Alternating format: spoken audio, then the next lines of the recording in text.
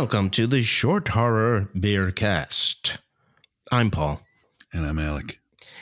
Today we're going to continue our Ray Bradbury sycophancy. And we were just talking, like, if you hear our voices are a little more, I don't know, how would you describe it? Gravelly? Yeah, probably. Okay. And a little slurry. Slurry, gravelly. It's not because we're drunk. It's because we are tired. It's a little early here. We had some full disclosure, I guess, right? We should tell our listeners that we're technically not drinking right now. We are drinking coffee. Yeah. When did we last do this? I think we did this for the boarded window, maybe. I can't remember. Maybe. I don't remember which one it was, but it was the coffee cast. It was a coffee cast. So this is another coffee cast, but we have beers in hand. Right. That we're going to be fake drinking the whole time. Mm-hmm. And so because it is the beer cast after all, and we pair beers with the stories that we cover. And today we're covering The Emissary by Ray Bradbury. A fantastic story. And I would like to know what you have to go with The Emissary by Ray Bradbury. I'm off to a great start. Welcome to the Florchner Beer Blast. Right. Yeah, right. Anyway. Go on. So what do you have to go with The Emissary over there? Yeah, I got an American oatmeal stout called The Poet. Oh, nice. Yeah, I was having a hard time because certainly I couldn't find anything with Emissary in it, but I couldn't find anything with a dog in it or a sick kid. So I thought, well, he's pretty much he's a poet right down the line, so I'm going to do that. Oh, awesome. Yeah, and it's by the New Holland Brewing Company in Holland, Michigan. Okay. And it is 5.8 ABV. Yeah. Beautiful. Perfect. I don't know if it's good or not. I didn't get to open it yet. Well, you can't go wrong with an oatmeal stout anyway. And I trust your expertise. I think you know now how to pair things pretty well. So. Well, kind of. I try and, with the story, it's not. Yeah. I don't always hit a winner of a drink like that. I'm going to shit on shorts again. But that fruit ale is awful. Well, I think we came to the conclusion that shorts needs to do better. Yeah, that's all. Only on that one. The rest of their beers are solid, man. Oh, okay, all right, that's good. Yeah, that one's gross. Don't experiment with fruit, whoever you are. Don't stop it. Yeah, seriously, you don't need to put fruit in your beer. Nobody does. I mean, you can, I guess. I'm just not gonna drink it. I'm not going to. I'm really crabby this morning. I'm pissed off. It's all right. Yeah. Oh, well, I guess we should also say that the reason why we're doing this in the mornings because we had all these technical difficulties. Yeah. This past Monday was enough to where I almost busted a spring. I had to talk to Paul's brother, who's an audio genius. He was like, "What? You have what going on?" And I told him, he goes, "You're on your own." I'm like, oh, I'm going to murder someone. Yeah. But yeah, he was great and he couldn't even help. So I was we called it a day and said, fuck it. And what's funny is that he has the patience of a saint when it comes to this stuff. Oh, that was the best. Yeah. I go, what do you want me to do? He goes, just see if this part is highlighted. Take your time. Yeah, right, yeah. He kept saying, take your time, because he could hear my teeth grinding. Anyway, so Monday was a wash. It was a complete wash. Yeah. So now we're forced to have coffee. We're forced to have coffee. like a couple of weirdos. Like I don't have it every single morning. Do you find that now that we've progressed this far, do you find that certain beer styles go well with certain types of stories? I think we're going to progress to the point where we can nail those too. How do you mean, like the taste of the beer? Yeah, we can be like, you know what? An oatmeal stout goes very well with an atmospheric Ray Bradbury story, or like something like that. You could say, or you know what? I can say for sure is that an Oktoberfest is great for a Ray Bradbury story. That's an easy one. Yeah, because he's always evoking autumn. And when you drink an Oktoberfest or even like a pumpkin ale. I had a Christmas ale when we did the Christmas. Oh, sure, right. Oh, so did I. That's right. Extravaganza Palooza. Yeah, right. And that did taste appropriate. Yeah. It was really nice. I wouldn't drink it in the summer, but it was great for that. Right, yeah. So that works, right? Oh, yeah. And you had Sammy Claus, which still cracks me up. Yeah. Which laid me out. That one definitely hit me over the head. That was a great one, though. Yeah, and also if they have the high octane ABV like some of these we've had, like Erie Monster and a few others, then that matches anything. It's fine. Sure. At the end, you're like, I don't even know what I'm doing. Yeah, the shorter it is, the higher the ABV it works. There's an inverse relationship there. There you go. So, all right, that's cool. I don't know if this one's good or not, but I'm going to guess it is. Okay. How about you? What'd you find? Well, I don't need to guess because I had one the other day, and it was fantastic. Nice. Yeah, and this is called Hair of the Dog. Oh, you crushed it. Yeah, that's the brewery. Oh, my God, that's ridiculous. That's actually the brewery. I haven't to say. It's the brewery itself. Good enough. Yeah, and I was like, oh. Holy shit. This brewery, I've never heard of them. Hair of the Dog is the brewery. Mm-hmm. All their beers are just named after people. So it's weird. And I just read on the website that just the brewmaster or the owner or whoever just likes to name his beers after people he likes and knows. So I was hoping it was going to be called Nazareth. Nazareth. Is that a Nazareth song? No, that's one of their albums. Or Hair of the Dog, I think, is the album. I think that's the name of the tune. Now You're Messing with a Son of a Bitch. Okay. I'm not familiar. Song? No, I'm not familiar. What? Actually. No, I'm terrible. I'm sorry. I'm going to insert a little clip of that when the time comes. And you're going to go, oh, fuck. Yeah, I probably will.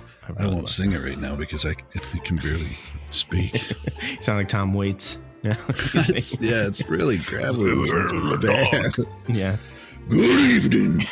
Whoa, that was loud. Yeah, I see. Sorry. You definitely peaked there. Sorry, that was not smart. I didn't know you'd peak so soon.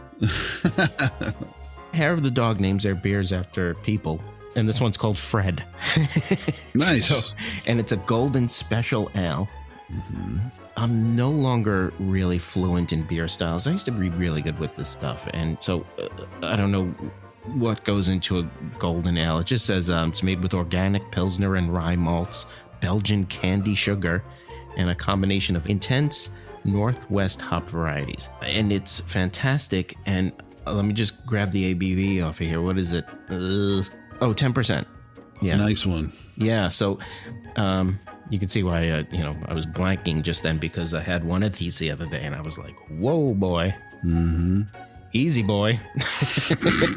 Down.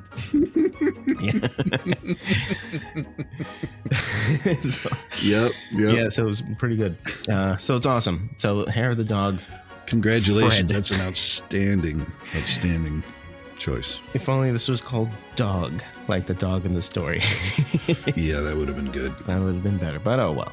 That choice is just... I was very happy. This may be the best one ever. Yeah, it's pretty great. Hair of the Dog. I mean, if people don't know the story yet, later you might go, wow, that is a good choice. All right. Speaking of animals, there's an animal in my face right now. Get her out of the way. Okay, there she goes. Now that we got our beers, I would bid you cheers, my friend. Cheers. Okay, so a trigger warning. There's going to be a lot of fawning in this episode. Yeah. I've fallen in love with Ray. As does happen with Ray. To know him is to love him. Absolutely. I mean, what a great guy in like interviews and stuff. What a cool dude. Yeah, he is very cool. Like a born raconteur. And you would just love to sit and have a Coors with him. Yeah, I'd have a Coors and a hunk of cheese. Yeah, he's great. And I wish I'd have, paid attention sooner. I know that feeling. Trust me. Mm-hmm. There's a lot of authors that I'm like that with. Yeah. I need to backtrack for half a second. I forgot that Hair of the Dog is out of Portland, by the way. I don't know if I said that.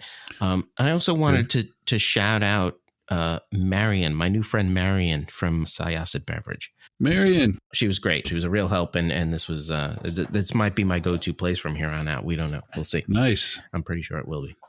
Maybe I'll start going there too. Right. Take a little drive. Yeah, that's right. I also have to backtrack too. On this can, it says, for gezellig times, My German's very rusty, so I had to Google that, and that's for pleasant times. Oh, nice. I like that. Isn't that charming? Yeah, okay. All right, let's get on with it. Jesus. Get on with it. Yes, get on with it. So The Emissary was published in 1947 in Ray's first collection, Dark Carnival. We talked about that back when we did the jar. Mm-hmm. And you'll recall from when we covered the jar that this collection was retooled and re-released as The October Country in 1955. And I'm pretty sure it's never been out of print since. The Emissary, of course, has been anthologized a whole bunch of times. So this is another one of Ray's many odes to autumn. You don't have to go far to reach another one of these, that's for sure. Mm-hmm. In fact, The October Country begins with what is a snippet. It's a little fragment by Ray, and it's titled October Country. And in that, Ray is defining just what that place is. And toward the end, he says that it's, quote, that country whose people are autumn people thinking only autumn thoughts, whose people passing at night on the empty walks sound like rain, end quote. Jesus. Yeah. That's why I got the beer I got. Yeah, right. Yes. Yeah, for sure. Right. So you come to that at the start of a book, you know you're in for a treat. That's great. A trick or a treat, if you will. So let's get into it. So we're going to start off once again with a direct quote because I don't think we can do it justice otherwise. Martin knew it was autumn again, for Dog ran into the house bringing wind and frost, and a smell of apples turned to cider under trees.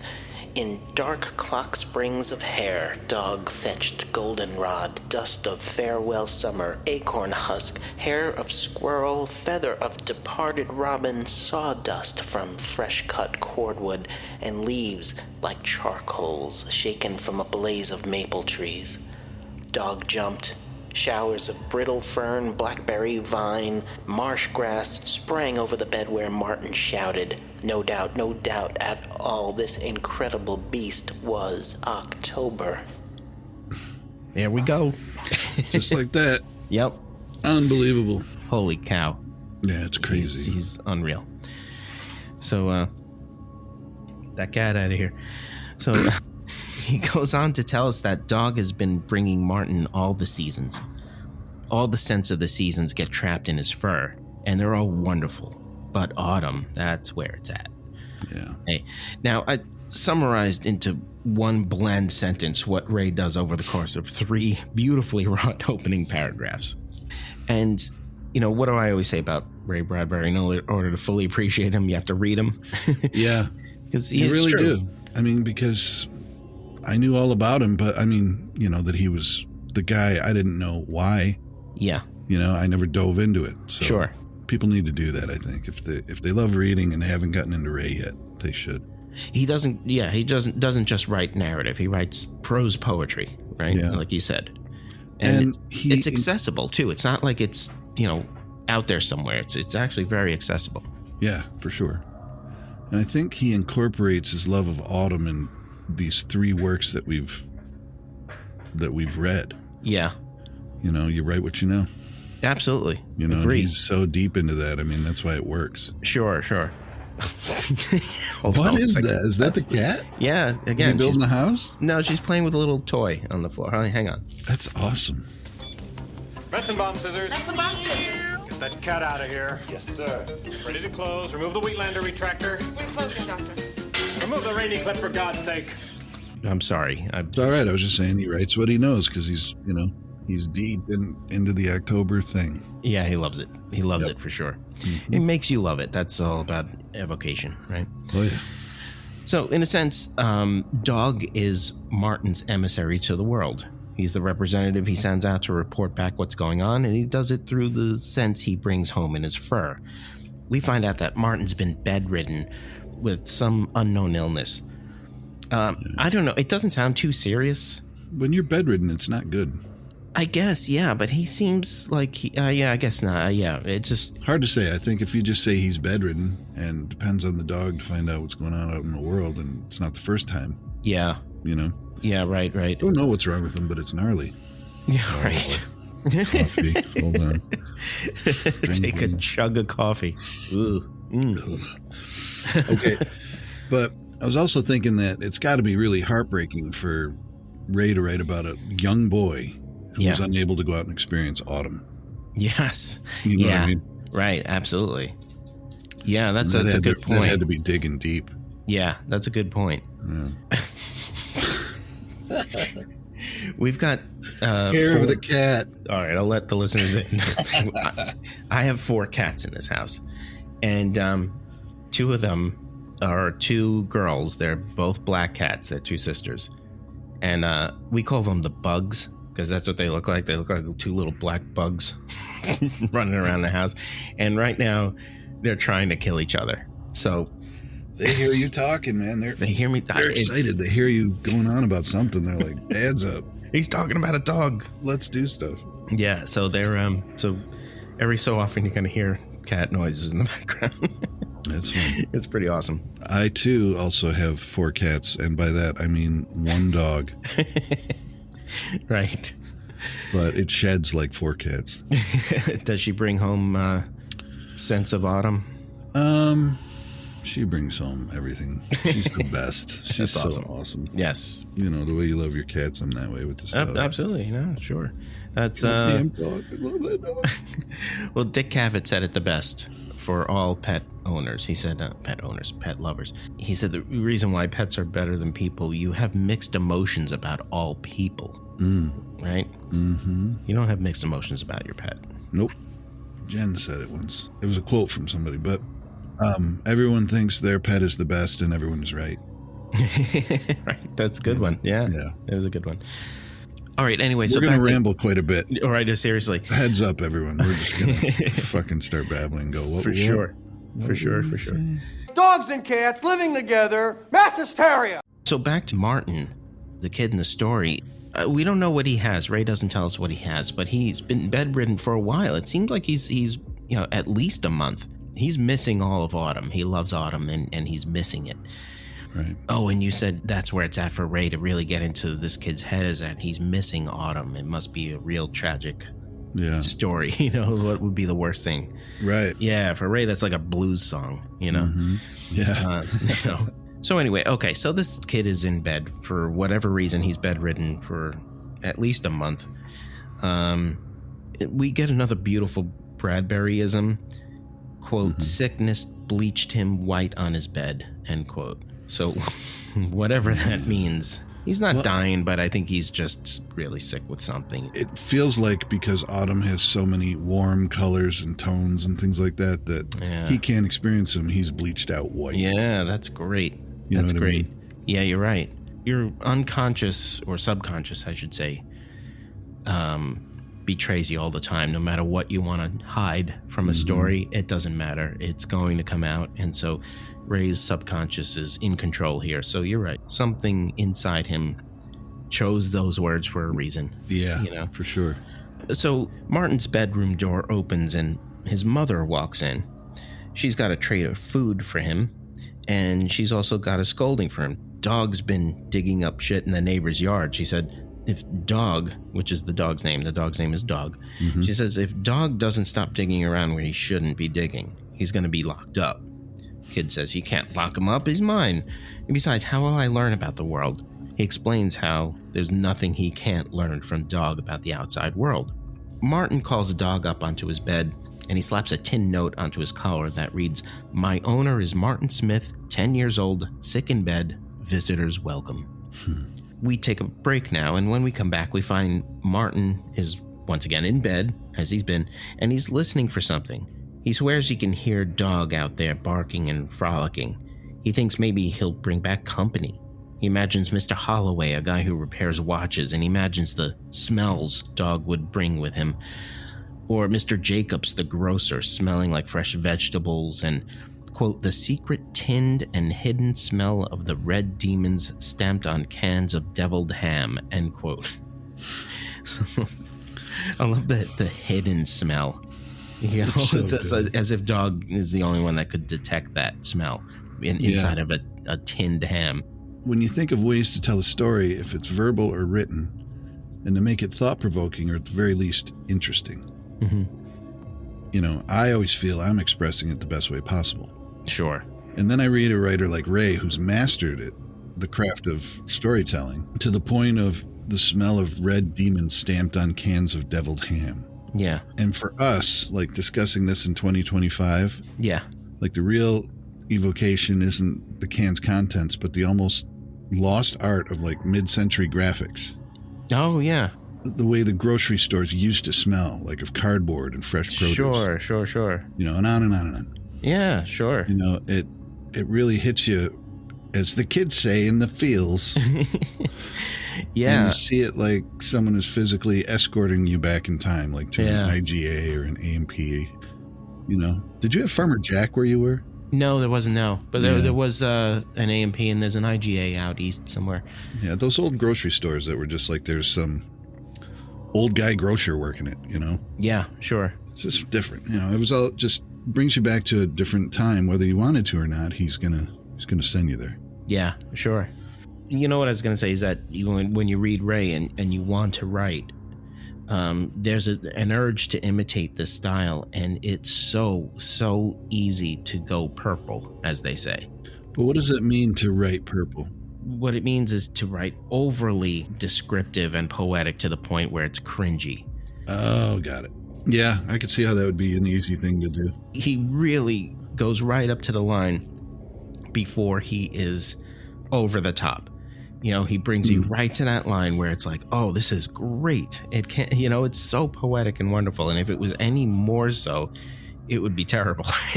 Yeah. You know? And this goes back to when I said I was watching him in an interview. And if you had seen the interview that I've seen and everyone else has seen who's, you know, a fan. Yeah. You'd understand why he can do this. His whole world is this craft. Yeah.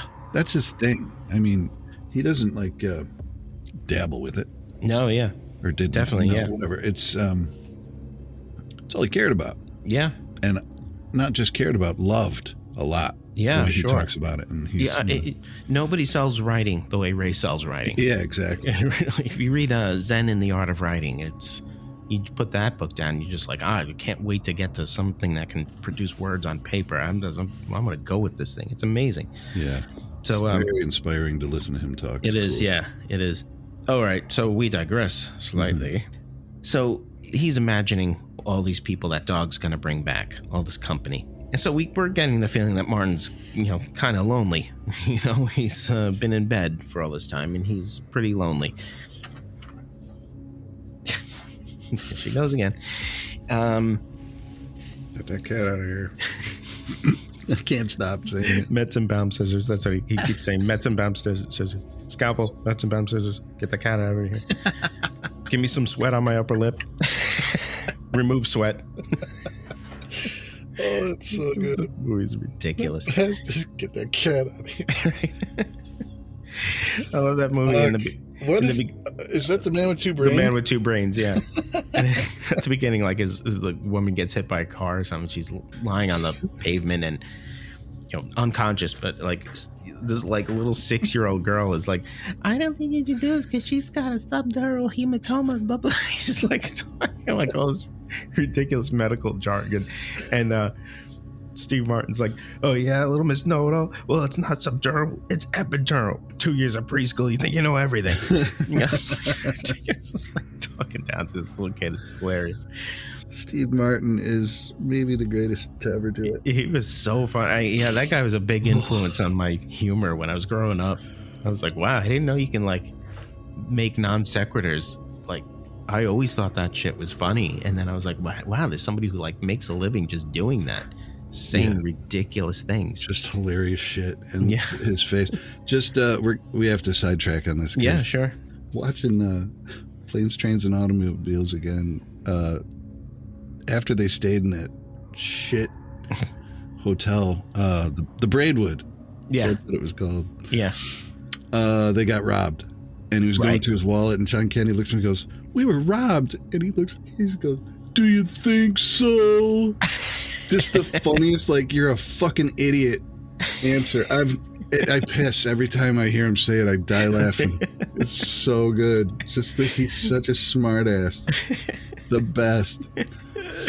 Oh, random poor John Candy. Yeah, right. Oh, fuck, that movie's too good. That's a great movie. And I also love the lonely guy. The lonely guy, Steve Martin, and the lonely guy. Yeah. He's walking his dog, and the guy's like, complaining that it's like he has to pick up his dog's shit or something like that.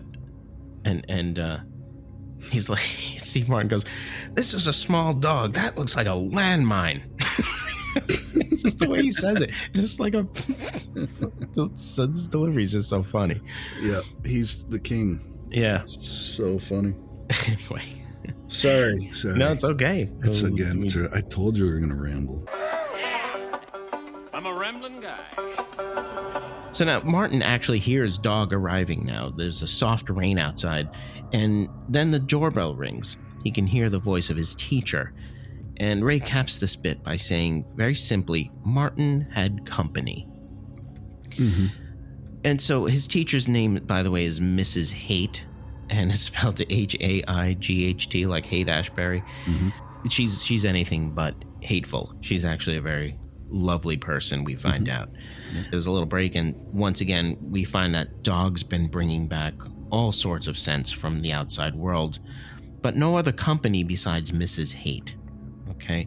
And before we get the impression that this is a bad thing, we find out that she's been bringing Martin cupcakes and cool books, and she's been playing games with him. Yeah, she's awesome. She was so young and laughing and handsome, and her hair was a soft, shining brown like the season outside the window, and she walked clear, clean, and quick, a heartbeat warm in the bitter afternoon when he heard it. Mrs. Haight is able to run her fingers through Dog's coat and divine the world, he says, and he describes her closing her eyes and doing this. You get the feeling she's sort of putting on a show for Martin. Yeah. She's like, runs her hands through and it's like, oh, I'm detecting, whatever. Sure. Stuff. But then Mrs. Haight dies. I think she's in a car wreck, right? She's just suddenly dead. Martin, of course, is devastated. Ray gives us a glimpse into his psyche. He says, dead, which meant cold to Martin, which meant silence and whiteness and winter come long before its time. So that speaks to your thing about, how autumn is just these brilliant colors and winter after warm tones of autumn is exactly how Ray describes it here. Yeah. But now it's come early and it promises to be colder and whiter than ever. Yeah, right. No more company, at least not Mrs. Haight. Right. To Ray, autumn is life. Yeah, so naturally, right. winter is death. Yeah. Ray continues with what can only be described as a eulogy for Mrs. Haight. This is Martin's internal monologue as he lies there with Dog in his arms. And it's beautiful, Again, you can't read it. Speaking of lying there, Martin asks his mother what dead bodies do in the graveyard. Mother tells him they just lie there. Martin says, lie there? That doesn't sound like too much fun. And Mother says it's not really made out to be fun. So Martin says, well, nobody's meant to lie still forever. He himself has tried it after all. He says Dog has tried it too. He tells Dog to play dead, and he does it for a little while, but then he gets back up again. He just can't help himself. And then he says, I bet sometimes those graveyard people do the same. His mother tells him, hey, easy on that kind of talk. Mm-hmm. Martin reiterates that, bet that's exactly what they do. Yeah.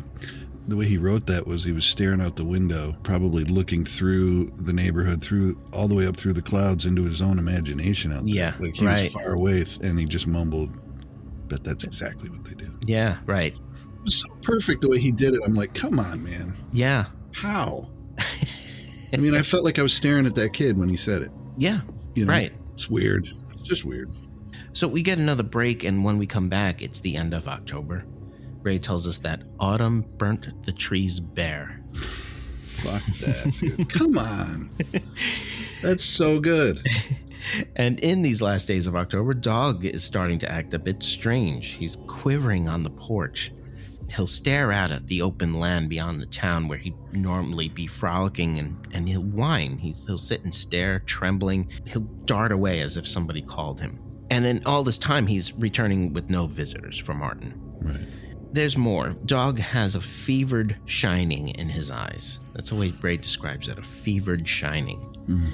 And he's got a tick of whimpering late at night. Martin thinks it looks as though Dog is keeping some sort of secret that he wants to tell, only he has no way to tell it. that's a real pet owner thing. Yeah. You know? Sure. These animals have something they want to tell us. Mm-hmm. You can sense that sometimes. You're like, yeah. What are you trying to say? I know you want to communicate with me. Mm-hmm. On October 30th, Dog takes off and doesn't return. And for the next 4 days, he's missing. And once again, Martin is grieving a loss. His grief is compounded by the impending loss of Autumn. And, he's staring out the window one night thinking that Autumn is gone forever because there's no dog to fetch it for him. Yeah, it's heartbreaking. And as a matter of fact, all seasons are gone forever now that his emissary is gone. So, I don't know how sick Martin is, but, it's almost as if he thinks he's never going to get out of bed. Right. It's That's weird. what it feels like. And Ray caps this section with, "The world was a picture under glass, untouchable. The world was dead." You almost hear like a little iron bell. After that, Yeah. And when we return, Halloween is over and done with. Martin has only his memory of Halloween's past. Another brilliant description where he goes into that we can't quote here verbatim, right. But he does say, quote, "The fire pageant was over forever. Autumn lay in cold ashes." So, yeah, he's just like loading up these things in like a t-shirt cannon. Yeah. Shooting them at you. Fire pageant, huh? Boom. Yeah.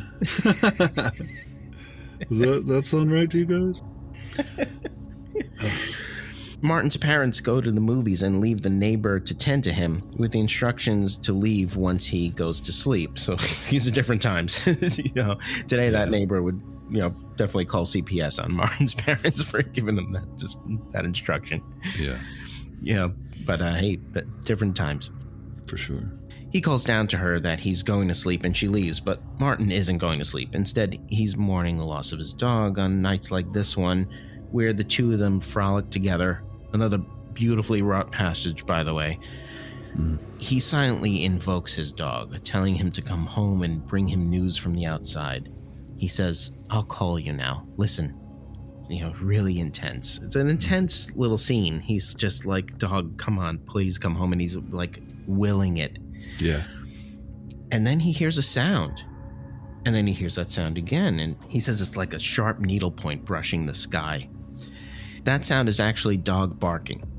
He can picture Dog running to him from far away. But he says it's sort of restrained, as if the animal were kept by someone on a fantastically long chain, end quote. And he says as if Dog were accompanied by someone constantly like whistling to him as he's running home, so that he keeps having to circle back. It's so cool that it's almost like a tide. The sound is like that, like it's coming and then going, coming and going. Yeah. But it's not just in Martin's imagination. Dog is definitely coming home. He can hear him. It's getting louder and louder. And Ray does this great thing where he describes the sound whirling and beating against the sides of houses as he's getting closer. That's nuts. Again. That's so good, it's crazy. Yeah. To think of that, to think that way. Yeah, right. I don't know these things are a cannon, huh? Because it'd be banging off the houses, too. But I was wondering if maybe Stephen King had been inspired by the story. Oh, yeah. Because he wrote a story called Gerald's Game. Did you read that? Oh, right. Yeah, sure. A woman trapped in bed. Yeah. Hearing an impossibly distant dog bark.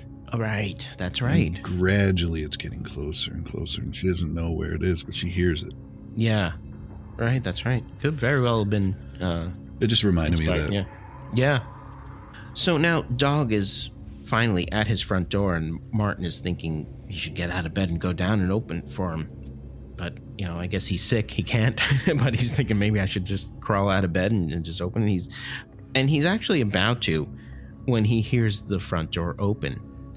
He's like, great, Dog probably brought him Mr. Gillespie or Mrs. Tarkins or one of his other neighbors. And he hears the door shut, and Dog rushes up the stairs and into his room. He's laughing and crying, and he's hugging Dog to him. It's a very tender moment. And then he stops laughing and crying because this is Ray Bradbury's story. Mm-hmm. And Dog smells funny. It was a smell of night within night, the smell of digging down deep in shadow through earth that had lain cheek by jowl with things that were long hidden and decayed. It's a, quote, stinking and rancid soil that's falling from Dog's muzzle and his paws. Martin says, well, Dog's been a bad dog digging where he shouldn't. But, Dog's not a bad dog. He's a good dog. He loves people and he brings people home. Case in point, Martin now hears footsteps moving up the stairs. They're slow and irregular. Dog shivered. A rain of strange night earth fell seething on the bed. Dog turned. The bedroom door whispered in. Martin had company. Boom, you motherfuckers, huh? Yep. And there you go. That's the second story where something came home. Something always comes home. Right. Right, yeah. You know what I mean? Yeah. And the jar wasn't really like that. That was more of just a triumphant, fuck you guys. Right. But these last two, he was really feeling that autumn is when things come back home. Yeah, it's interesting. I didn't think about that. You're right. Because it does end sort of similar. Yeah. His garden brought him a harvest. He's big on hitting you with like a very short ending sentence full of impact. With these two, for sure. And saying what it is without saying what it is.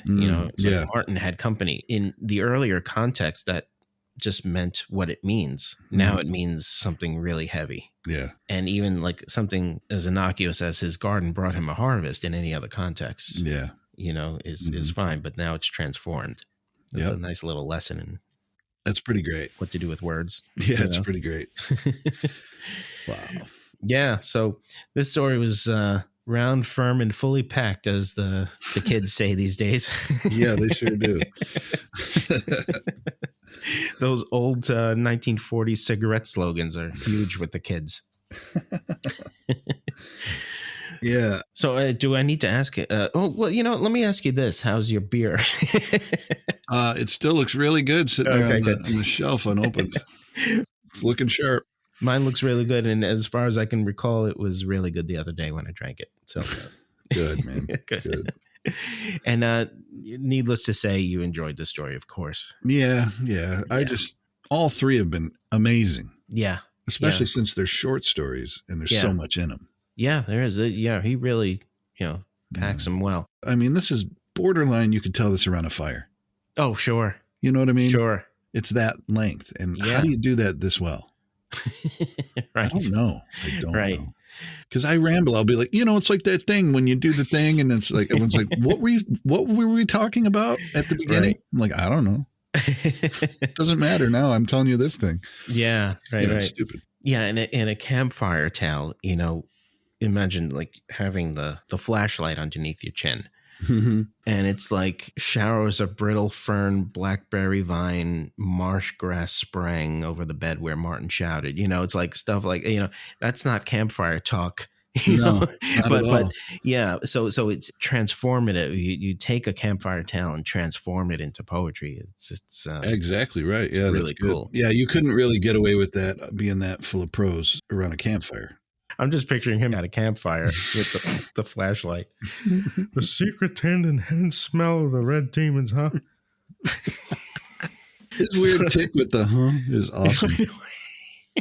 It's so good. So unique and weird. It's great. It is, yeah. And his there's a lot of clips where you see him, he's wearing the white suit. Yeah. But white shorts, like tennis shorts. Just odd. Just like, but you know what I'm learning? The older I get, the less I give a shit. Right. If somebody sees me wearing something, I'll be like, oh, I forgot. Yeah, I'm not supposed to wear this. Okay. Yeah, that's cool. I forgot people were here. That's cool. He doesn't give a shit. He's like, whatever. I work from home. I write. What do you want me to wear? Exactly. Yeah, exactly. He never flew. He would walk or be driven. He didn't have a license either. That's weird. Yeah, he hated planes and he hated cars too. He didn't want to drive, and so he preferred to be driven. He was really odd too. I love that. That's so cool. Yeah, there's a lot of stuff about walking in his stories about the love of walking. So that's great. Shanksmere, huh?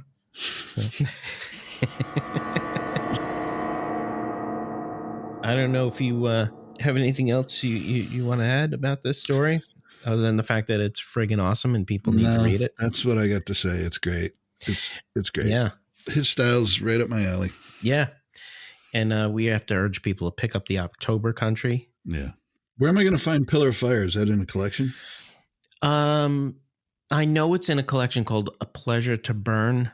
It's like all his Fahrenheit type stories. And then I think there's a best of, but it was also, I think it was originally published in a book called S is for Space. So it's science fiction-y. It's not really science fiction though. Yeah. It's fantasy, but beyond that, it's a metaphor, Yeah.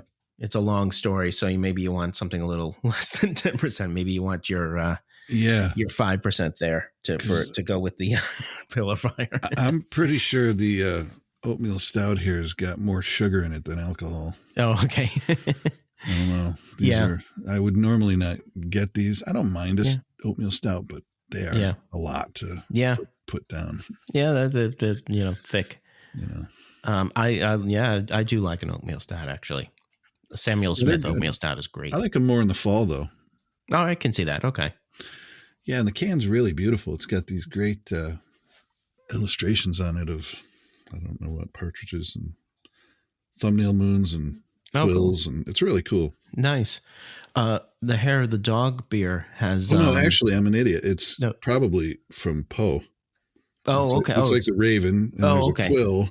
Oh, nice. So it's probably something like that. Perfect. Mm-hmm. What was the name of yours again? It is called The Poet. The Poet, of course. Mm-hmm. Okay. Yep. Nice. And this was Hair of the Dog Fred. And just a fun fact, every Hair of the Dog label has the same dog on. It's like a cartoon rendering, but like a real, I don't know what you call this. You would know this more than I do, but it's like that realistic cartoon rendering, almost like you traced a photograph of a plug ugly bulldog with a German helmet on, like an old Hessian helmet with the the spike on it, with the spike on top. Yeah, everyone is like that. I'm trying to see. It almost looks like he's got a cig hanging out of his mouth. No, I guess not. Maybe not. It looked like for a second he had a cigarette hanging out of his mouth. It might be. Who knows? Probably a grenade pin or something. It's even better. A dog with this German helmet on with a grenade pin in his mouth. It's awesome.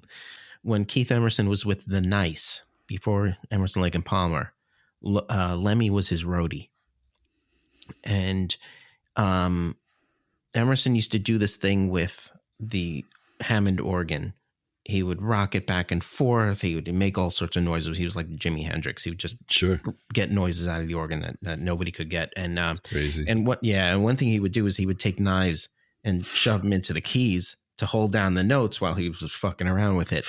And it was just ungodly noise. But it's the late 60s. What do you want it? So Lemmy saw him do this, and he said, if you're going to use a knife, you might as well use a proper one. And he handed him a Hitler Youth dagger. Two of them, as a matter of fact. He was a collector. He had it on him. He had it on him. He had, That's why he's Lemmy. Yeah, right. And I have to say, they're very cool looking. Oh, yeah. If you look at them up close, they're actually those very knives, cool looking. Yeah. All their gear was amazing. Yeah.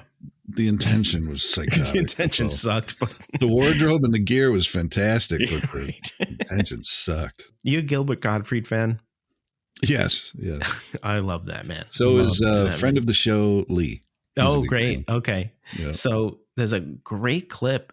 I don't know what the context is for this, but Gilbert was appearing somewhere, and then after the show, he's standing at like a table of merch, and a guy comes in dressed in full Nazi regalia. And he walks up to Gilbert, and Gilbert's like laughing because, that's the way he was, know, and so funny. It's one of the greatest disarmings of the situation you can possibly imagine, because the guy, first of all, says, Gilbert holds up his hand and he goes, Heil 5. First. And then the guy says, I'm sorry about the outfit.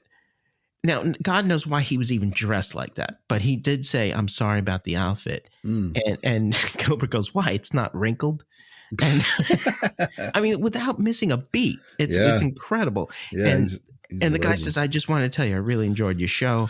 It was great, And then he tells him a joke. He says, I want to tell you a joke. And it was like a really stupid joke about Michael Jackson, cheap Michael Jackson joke. Not that they can't be funny, but, but it was just a dumb joke. Mm-hmm. And Gilbert was just kind of smiling through it. And the guy goes, all right, I'm sorry. And Gilbert goes, well, it's not the worst thing the Nazis have done. It's not the worst. I can't do that voice. Yeah, he's hilarious. To listen to him just talk is like is really fucking funny. It's like a walk through the desert. It's crazy. But to hear him die laughing is fucking hysterical. Have you heard him fall apart laughing? Oh, I'm a big fan of his podcast, actually. Holy shit. Yeah. And we're talking about it like he's still with us. I mean, for Christ's sake, the guy is gone, and it breaks my heart every time I think about it. He was absolutely hilarious. Yeah, and he would drop these references. He'd be like, like, so I was hanging out with George Grazon. Whatever. Just like drop some weird name of like some old-timey actor or something like that. George Gobel and I went to the diner. And George Gobel. He's like stupid shit like that. Even watching him talk, he's got his eyes shut and his mouth is just huge and he's just yelling and it's just fucking funny, man. Yeah, he great. And the Aristocrats is in fucking incredible. Yeah, that is good. It's like he's singing an aria. It really is. It's like an operatic performance. Performance. That's a funny thing, man. That Aristocrats. Okay, we should probably end it there before we digress any more into the Aristocrats. Right.